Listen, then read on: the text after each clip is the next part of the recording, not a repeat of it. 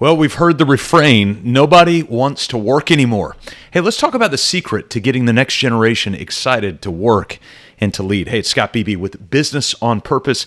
Why don't you take 5 minutes real quick and go to mybusinessonpurpose.com/healthy, and you can actually get a metric health of your business in about 5 minutes. So let's go back to that phrase, nobody wants to work anymore. The problem is that's been said for well over 100 years now. I saw a headline all the way back to 1894 declaring, guess what? Nobody wants to work anymore. See, this is not a new problem. And if we're not careful, our negativity will breed a culture where work is seen as cursed, or a means to an end, as a lifeless 9-to-5 trying to make a living, hallucinating that it's 5 o'clock somewhere, or just a job to take and shove it, right? We've heard those old songs. But work is deeper than that. It's more powerful than that. Work is an opportunity. As a great Jewish Proverbs 12:11 says, a hard worker has plenty of food, but a person who chases fantasies has no sense. And we say nobody wants to work anymore, when in reality, if we're being truthful, it may just be that nobody wants to work for you. So instead, we need to build a culture where people do wish to do hard things, because there will always be mountains to climb in building a culture of intentionality within your business. Business is hard. Running a business is even harder. So let's stop pretending that our circumstance is unique, because business is hard, but business can be good.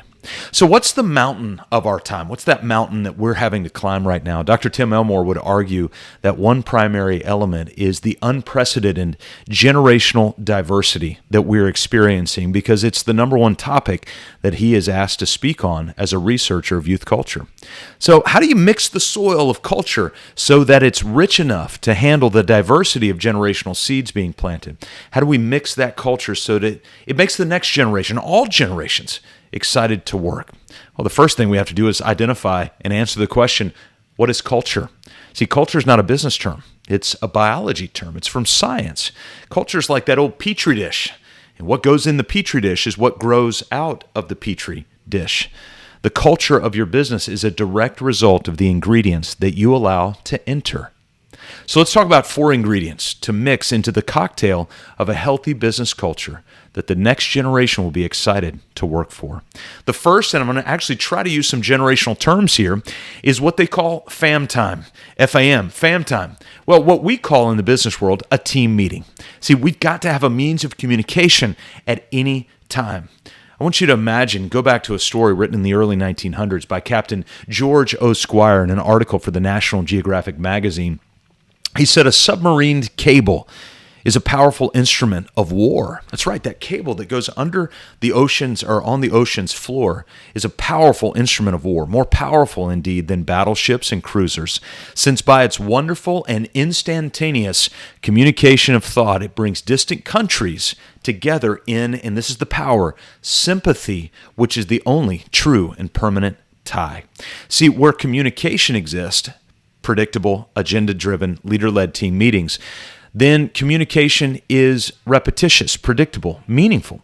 But where it doesn't exist, then it's choppy, infrequent, unpredictable, or limited, and that leads to low morale and missed opportunities. The second thing that the next generation needs in order to work and to lead is this idea that they need to get lit. That's right, L-I-T, line item training. See, every sports team and military command has one thing in common. If they're not playing a game or fighting a battle, they are then practicing or preparing for one. When's the last time you trained your team on something as basic as your vacation policy, or how to properly perform an electrical walk, or how to post a bid schedule, how to job cost, whatever it might be? When's the last time you sat down for 2 minutes or 5 minutes and just did some line item training within your team meeting?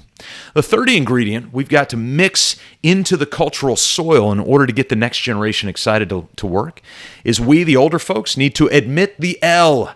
The hallmark leadership trait of an older generation is really stuffy, kind of a know-it-all, bit of a chotch, as my kids say, someone who's unpleasant to be around. But we've got to grow the humility to admit the L, to admit the time that we're not right, to admit the loss, and instead begin to learn new things.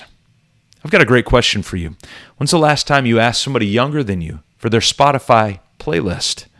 Yeah, when's the last time you lost yourself in the moment? You own it. You never, ever let it go. You only get one shot. Do not miss your chance to blow. This opportunity comes, well, you get it, right? That old Eminem lyric from a couple of decades ago. But once you get that Spotify playlist and begin to understand the lyrical music that they're listening to, then all of a sudden you can say, congratulations. Now you can scream that you've made it. Now everyone, everywhere I go, they say congratulations. I pick up the rock and I ball, baby. I'm looking for someone to call. Some of you are like, wait a second, isn't that Post Malone? Yeah, the only reason I know is because I asked my kids for their playlist a few years ago.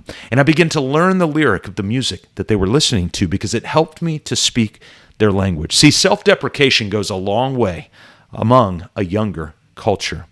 So maybe that's a good action item for you right now, is to go find somebody that you work with who's younger than you and ask them to share their top song on their playlist. The fourth element that we can begin to bake into that culture is to stan the cultural calendar. Stan, S-T-A-N, the cultural calendar.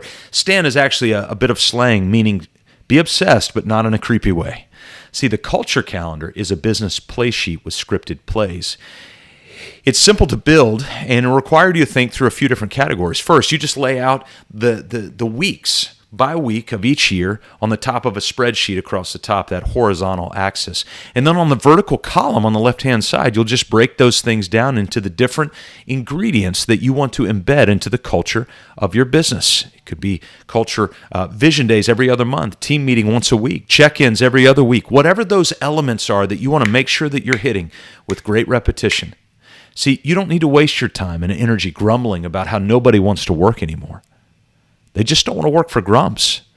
They want to give all they've got to a great culture by developing fam time, those team meetings, by getting lit, that line item training, by working with people and for people who are willing to admit the L, to admit their loss, to be self-deprecating, and then to stand the culture calendar, to dive in, do things on repeat. They're going to build to the element of culture beyond beanbag chairs and jelly beans and soda fountains in the break room.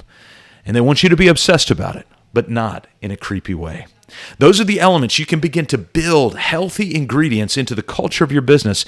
But if you want to get a metric evaluation of the health of that culture, go to mybusinessonpurpose.com/healthy.